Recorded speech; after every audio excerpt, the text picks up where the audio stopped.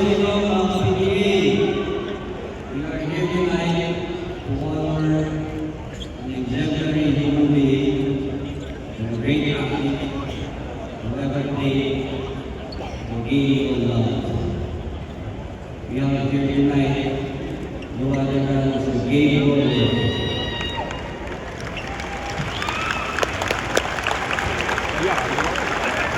We will never forget your leadership that gave us two championships.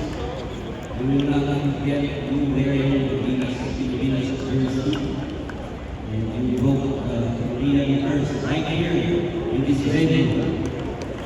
And we will not forget how you ostracized Luis Tola.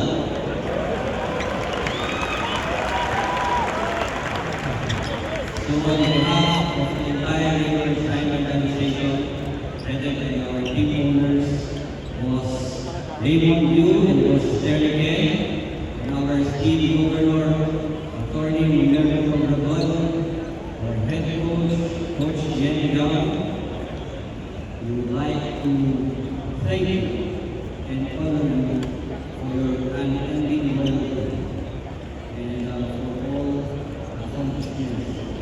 You have given not only the franchise,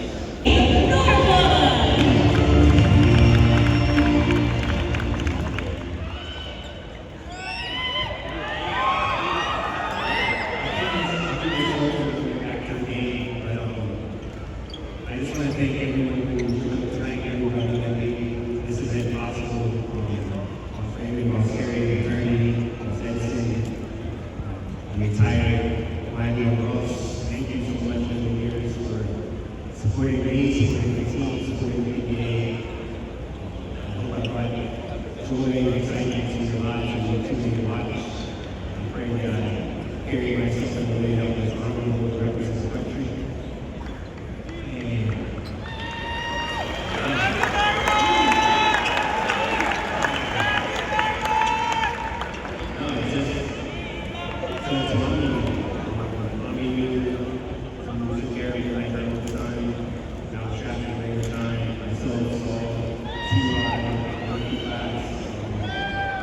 It's extremely grateful for the opportunity to compete and play against guys like Bird, which is why I play against the Cincinnati Dolphins and teams.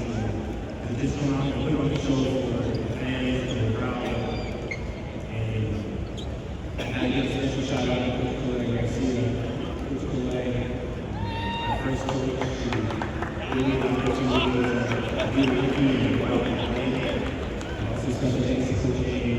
Coach Scott, Coach Staff, Coach Christine, all the coaches that have impacted my life here at PBA. Like I said, I'll try to keep it short, but thank you so much. I pray that you all continue to support the PBA, continue to support Riverside. If you don't have it, continue to help it out. You guys are doing great.